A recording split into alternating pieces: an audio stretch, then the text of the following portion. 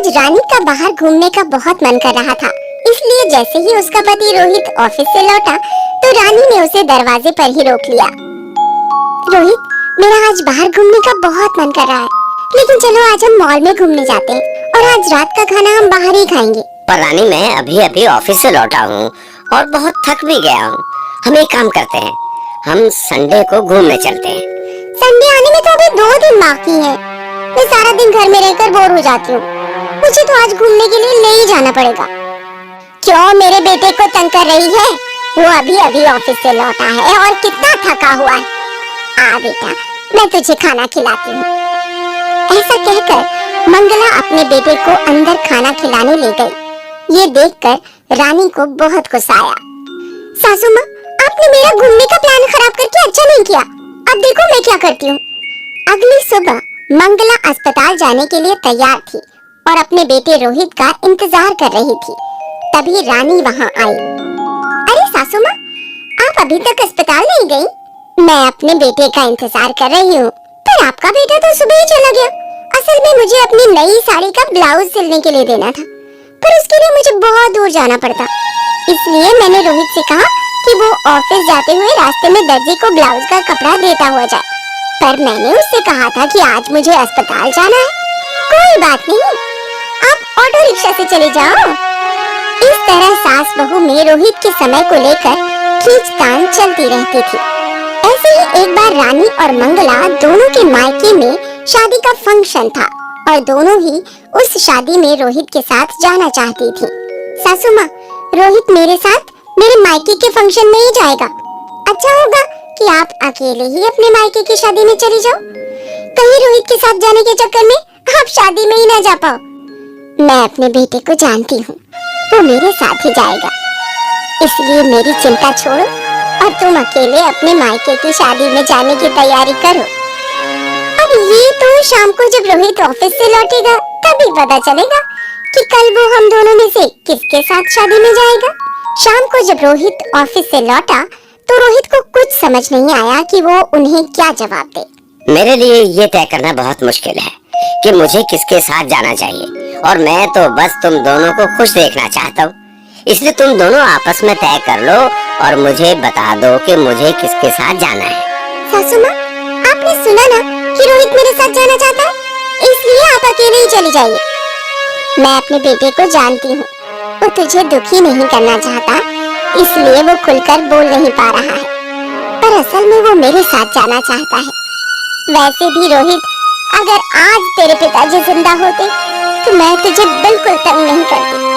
सासू माँ, आप हर बार ससुर जी का नाम लेकर रोहित को अपने साथ ले जाती हैं, लेकिन इस बार मैं ऐसा नहीं होने दूंगी।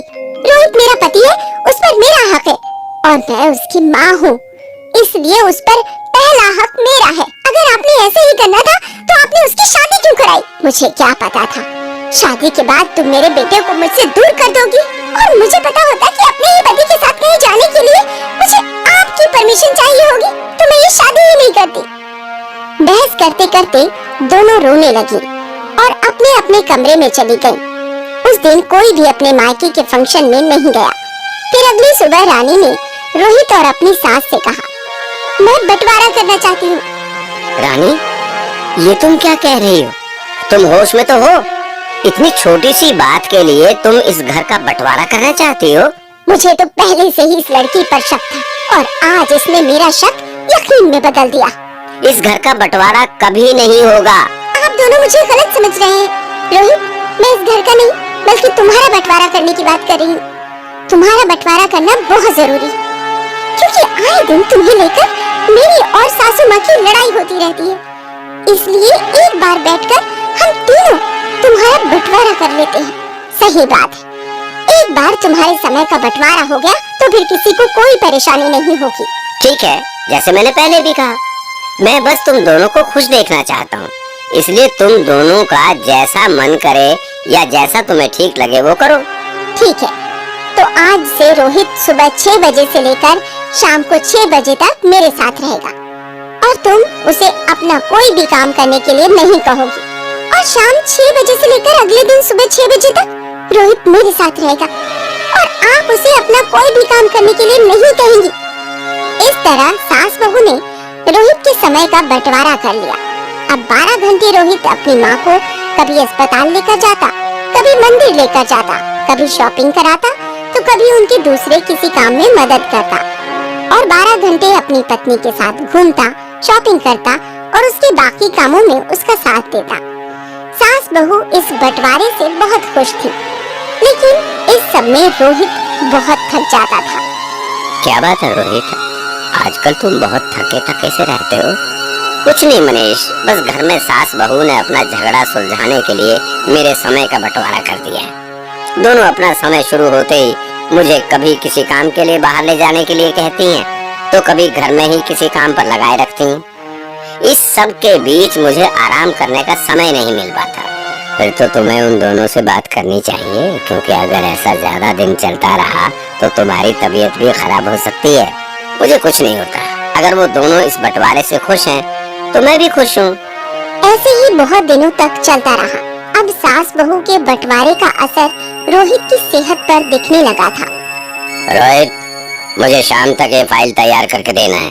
वैसे तुम्हारी तबीयत ठीक नहीं लग रही, तुम ऑफिस का काम कर तो सकते हो ना?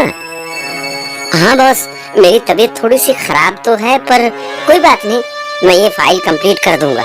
अगर तुम्हारी तबीयत ज्यादा खराब है तो कुछ दिनों की छुट्टी ले लो। अगर छुट्टी ले लूंगा तो काम कैसे करूंगा, और काम नहीं करूंगा तो घर चलाने के लिए पैसे कहाँ से आएंगे? ठीक है, तुम्हें जैसे ठीक लगे। आज जल्दी घर आ जाना, याद है ना? आज हमें रणवीर सिंह की फिल्म देखने जाना है। हाँ हाँ याद है, तुम चिंता मत करो, मैं आज समय से घर आ जाऊंगा। जल्दी से ये काम खत्म कर लेता हूँ, फिर शाम को रानी को फिल्म दिखाने भी ले जाना है। तभी अचानक रोहित की तबीयत बहुत खराब हो गई और वो बेहोश होकर गिर पड़ा। ऑफिस के लोगों को पता चला तो वो उसे हॉस्पिटल ले गए और उन्होंने रोहित की माँ और पत्नी को भी फोन करके हॉस्पिटल बुला लिया। रोहित, डॉक्टर साहब, क्या हुआ मेरे रोहित को? रोहित बेहोश कैसे हो गया? आप लोग चिंता मत कीजिए, मैंने रोहित का इलाज कर दिया है। असल में आराम न मिलने के कारण उसका शरीर अंदर से बहुत कमजोर हो गया था, जिस कारण वो बेहोश हो गया। अभी तो मैंने उसका इलाज कर दिया है, लेकिन ये सब दोबारा भी हो सकता है। इसलिए मैं आप दोनों को ये सलाह दूंगा कि आप रोहित के खाने पीने के साथ साथ उसके आराम का भी ध्यान रखिए। डॉक्टर की बात सुनकर सास बहू को अपनी गलती का एहसास हुआ और वो दोनों रोने लगी। सासू माँ, ये सब हमारी वजह से हुआ है। हमने रोहित के समय को आपस में इस तरह से बांट लिया कि उसके पास आराम करने का समय ही नहीं बचा। हाँ बहू, हमने अपने चक्कर में रोहित के बारे में सोचा ही नहीं कि उसे क्या चाहिए, और वो बेचारा बस हमारे बारे में ही सोचता रहा। बस यही कहता रहा कि मैं बस आप दोनों को खुश देखना चाहता हूँ। आपने सही कहा सासू माँ, ये सब हमारे बंटवारे की वजह से हुआ। मैं ये बंटवारा अभी खत्म करती हूँ। मैं भी ये बंटवारा खत्म करती हूँ। आज से हम रोहित के समय को आपस में नहीं बांटेंगे, बल्कि अपना सारा समय रोहित का ध्यान रखने में लगाएंगे। इस तरह सास बहू ने पहले रोहित के समय का बंटवारा कर लिया और फिर समझ आने पर रोहित के समय का बंटवारा खत्म कर अपना सारा समय रोहित के नाम कर दिया।